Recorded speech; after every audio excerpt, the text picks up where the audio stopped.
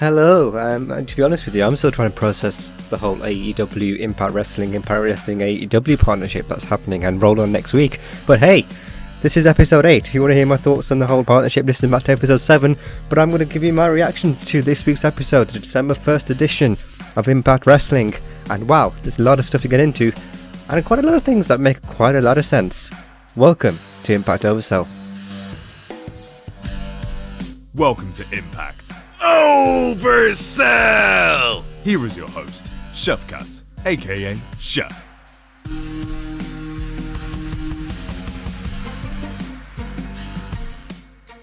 Oh, I thought my internet troubles were over, but no, so it was quite a lot of fun watching this week's episode using my mobile hotspot. Darn you, buffering. Although, bizarrely, I had a better experience watching it on the Free Sports Player instead of on the Impact Plus app. Anywho, the show kicked off, Motor City Machine Guns Triple XL, and to be honest, all I was thinking was I really want to see AC Romero against Luke Gallows. I just really enjoyed the matchup between Luke Gallows and Madman Fulton a while ago. So AC Romero, Luke Gallows, I think that'll be pretty cool. Will we see it hard to kill? I don't think so, but you never know. Anything can happen in pro wrestling. Literally, people get shot and they quite rightly want revenge. Anyway, jumping ahead a bit. But I was thinking, speaking of the whole Johnny Bravo thing, shouldn't Larry D be in jail right now? Good point with Madison Rain. And apparently Josh Matthews had no idea that Larry D had an alter ego of Lawrence D. I take it he didn't watch Wrestle House or something. Anyway, I really liked how Triple XL were overpowering Motor City Machine Guns easily in the matchup. None of the stuff we see from time to time where the big guys are on the apron and they get knocked down by one clothesline, and that's it, sort of game over, and then they quite easily get taken down. Triple XL ran into one another into the end as Sabre moved out of the way, and I honestly thought they were going to get the win if Larry D landed the splash off the top rope, but no. The bigger picture seems to be here, building up towards Motor City Machine Guns going against the Good Brothers to get their tag team titles back. And so in the end, the Motor City Machine Guns got the win. There was a double suplex on AC Romero during the matchup as well, and I like the fact that they emphasise it. Oh, that's impressive to do that on a big guy. Like, again, I just don't like it when big guys don't wrestle as big guys or sell the damage they're taking as a big guy. Yeah, so it wasn't an easy win for the Motor City Machine Guns. It was quite backwards and forwards. This is what I liked about the matchup.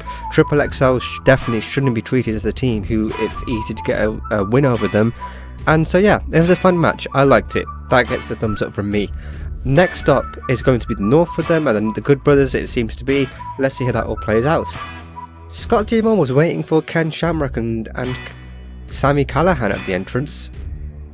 Immediately, Ken Shamrock was suspended for 30 days. I quite like that. The Sami Callihan did a lot of damage last week to Eddie Edwards. Eddie Edwards is recovering from home, perfect, still in the injury. He's not going to show up like a superhero. And I liked how this played out. Ken Shamrock was backing down because Scott D'Amore had the pen and paper. He's a management guy in charge. He could easily lay down security. Sami talks him to going away for a vacation. Sami's stating to Scott that basically he's lucky he's in a good mood tonight, as well as shoves Scott D'Amore out of the way. So Ken Shamrock's gone on a massive beat 'em up parade. As soon as he comes back, like Streets of Rage 4 or something, he'll just be ploughing through people, I imagine.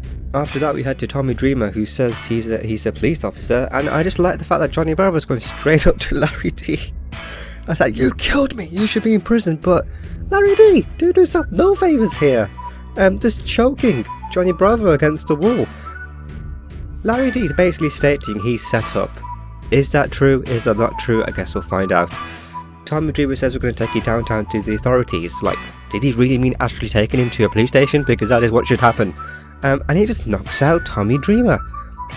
Johnny Bravo comes back into the picture and does the whole no thing.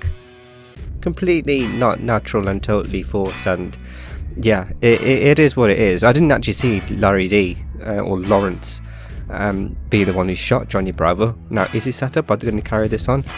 I guess, but it's not obviously going to be the biggest storyline going forward in Impact. Also, Scott D'Amore, you don't want to stop Larry D from entering the building. He didn't really like Johnny Bravo, did he? But still, you want to stop the guy entering the building who tried to kill someone. But you want to stop Ken Shamrock and Sami Callihan. They also did do damage, but there's a scale there. Anywho, the Women's Knockouts Tag Team Tournament continues as Renee Michelle with Killer Kelly take on Havoc and Nevaeh. Havoc and Nevaeh, no. No. They didn't take on Havoc and Nevaeh. They took on Jordynne Grace and Jazz. And in the end, Jordynne Grace and Jazz got the win. And they're proceeding forward in the tournament in quite a fun match. I'm not familiar that much, to be honest with you, with Killer Kelly, Renee Mitchell, even Jazz. I feel like I should know more about Jazz, but I don't see these two winning the whole tournament. I'm still hoping that it's going to be either... Well, personally, I just want Rosemary and Taya Valkyrie to win the tournament. Maybe that's just the Rosemary fan in me just coming out and overriding all the other thoughts. But yeah, we've got the two progressing for now. And we'll see how the tournament continues. And but so far, how the tournament's been going along, it seems to be a legit tournament. And let's get a clean finish, because the first ever Knockouts Championship match way back, what was it, Bound for Glory 2010, Gail Kim won. No shenanigans. This is the second time the Women's Knockout Championships are making a return, so they're sort of effectively new titles again. Let's have a clean tournament. That'd be great. Yeah, that's really what I'm hoping for, and so far I'm liking what I've seen so far in this tournament. Ethan Page, dearie oh dearie me. I was paying close attention in this next segment to Josh Alexander in the back. Ethan Page is angry that he's lost his swaggle. He thinks management are screwing with him, think the matchmakers are screwing with him, and he admits he took out Luke Gallows, and he's setting up a match for himself against against Carl Anderson at Final Resolution. And if he wins, the North get a tag team title rematch, which shouldn't they get automatically anyway, as an automatic rematch clause? I think Ethan kind of referenced that. But Josh Alexander in the background, he is not impressed with Ethan Page at all. He's just completely silent in the back, shaking his head, not pleased with Ethan Page. And yeah, Ethan Page is just laser focused on Carl Anderson and the Good Brothers. He lays out the challenge to Carl Anderson. I'm intrigued to hearing from Carl Anderson more though. Sticking backstage, the next segment, Alicia was going after Sami Callihan. I'm like, yes, this just makes sense. You've taken out her husband, Sami Callihan, and she was just totally blowing off Caleb with a cane to Neil Dashwood. And I love the fact that they came in afterwards after Alicia attacked Sami Callihan and security got involved. And Neil sort of just like, yeah, we'll see you later and we'll follow this up. I just like the theme of the show, where it's a logical follow-up with involved parties. You got Alicia getting involved with Sami Callihan because obviously Eddie Edwards is her husband. You've got Scott D'Amore boosting out Ken Shamrock because of what he's done. You've got Johnny Bravo seeking revenge on Larry D because he's the guy who shot him. Nice stories there playing out throughout the episode, I'd like. Speaking of which, they'd go one further as well. We had Cody Deaner going on one-on-one with Johnny Swinger, but Eric Young and Joe Doring interfered. And again, Eric Young was driving home the points from his lines from the trainer that the world doesn't belong to them, it belongs to us. Now, I was with Josh Matthews on this, that I used to think that whole line was about, yeah, it belongs to Impact. He's clearly referring to something else down the line. We're beginning to see that.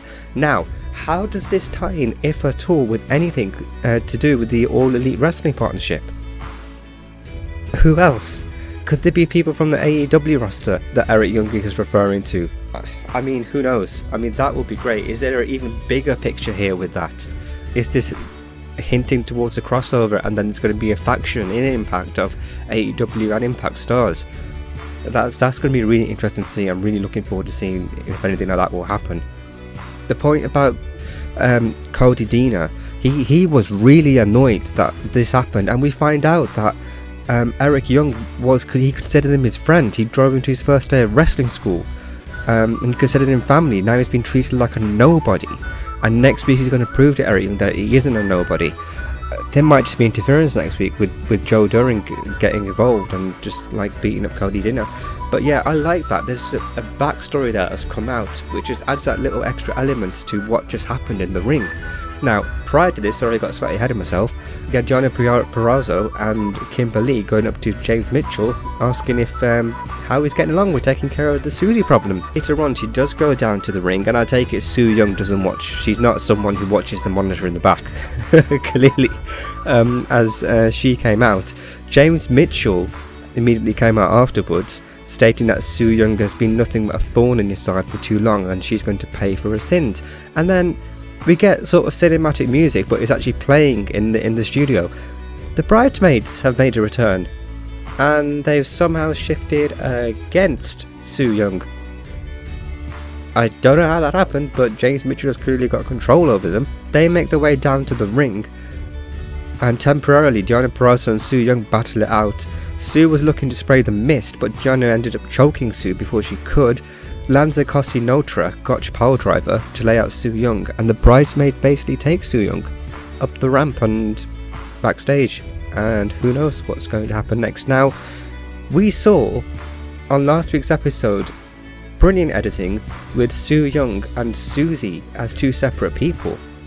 I think there's more to play with that. They may have Su Yung, but then Susie would just be a completely separate person, separate entity. Maybe there'll be a match between the two of them against Deonna and Kimberly. Obviously it'll be edited. But yeah, I really loved it when there were two separate people last week, and Susie just has a look of fear when she's like, I'm sorry about what's going to happen. Yeah, there's more to this that's going to play out. I mean, it's weird. It's what Impact does from time to time. I'm just intrigued to see where it's going to go next. But I can't figure out how the bridesmaids have suddenly turned on Su Yung, sorry. I'm overthinking it, but I don't care. I tend to do that sometimes in wrestling. Moose Cam makes a return. You know, when you get that camera angle, Moose is on his way. Chris Bay gets ahead of himself, and he thinks that Moose wants him to grant the first title shot when Chris Bay becomes Impact World Champion. Moose, I love it. He shuts down Chris Bay. I don't finesse, I hurt. Real power isn't given, it is taken. And whenever he chooses, he will take the title from him. And I believe him. This is Moose 2.0. He just completely shut down Chris Bay in this segment. Gia Miller was ready to interview the TVs behind her or something, because she gets interrupted by Carl Anderson, who is basically accepting the match, the challenge that Ethan Page laid out earlier on in the show. And he said normally he wouldn't accept it, but as they've already won the titles, but he's going to accept the matchup for what he did to Luke Gallows. That should definitely be a fun match next week. Is there more to the line though with what Carl Anderson said? He said, I've got a lot of friends too. I'll see you there. Again, am I now reading too much into this? Is this again alluding to something with AEW? Has he got friends on the other side? Rohit Raju was up next, taking on Crazy Steve for the X Division Championship. I liked how Crazy Steve was chanting his inner Rosemary as he got up the canvas at one point in the matchup, and he was actually really close to winning the matchup at one point when he had the Rohit in a submission hold. He looked quite strong in this matchup, Crazy Steve did. Sort of reminded me what he can do as Crazy Steve. Bit of a mess getting towards his matchup with last week's episode where he was dressed up as Suicide, and we've got TJP getting involved as well, but Rohit got a win by holding the second rope as he got the pinfall on him.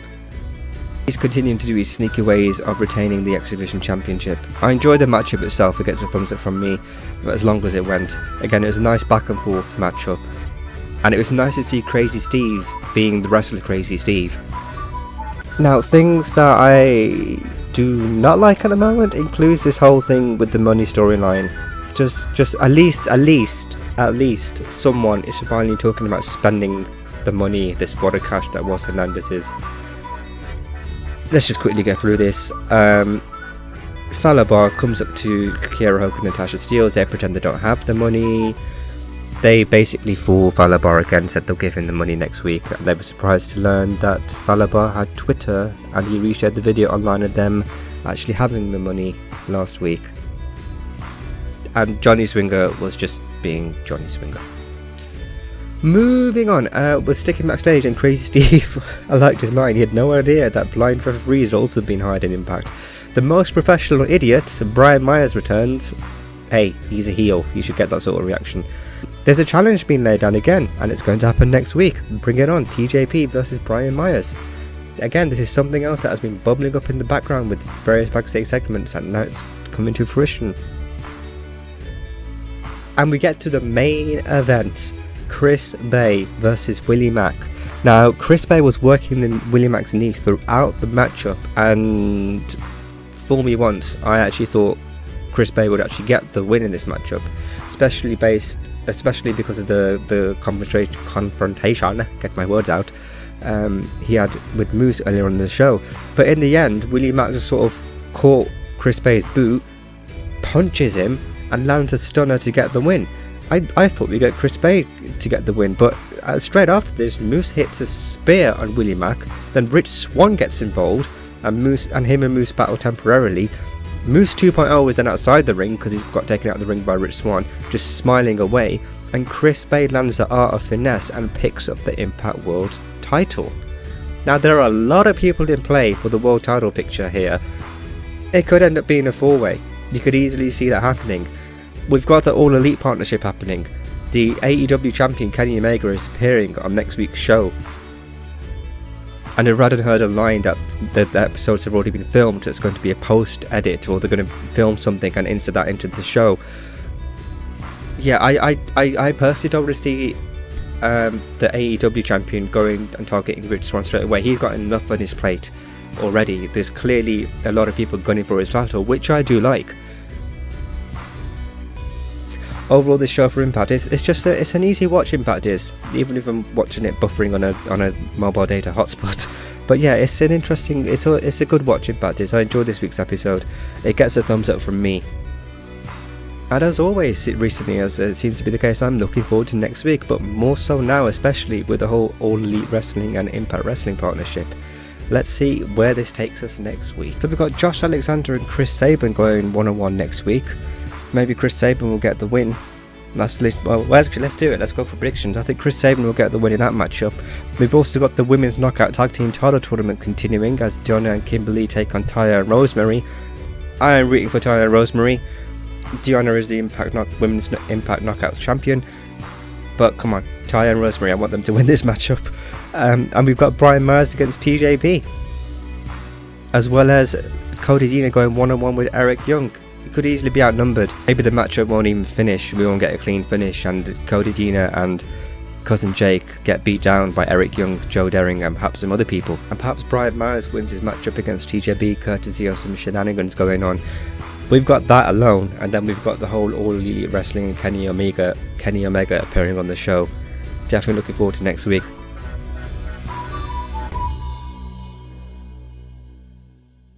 If you haven't already, folks, please do subscribe to where you get Impact Oversell, wherever you get your podcasts. If you're listening on YouTube, give a like, leave a comment, please do subscribe. I appreciate your time. I thank you very much for tuning in. Follow at Impact Oversell on Twitter, email feedback at impactoversell.com. Twitter and the email is how you can get in contact with me directly as well. Thank you so much for listening, and yes, roll on next week. Stay safe and have a groovy day.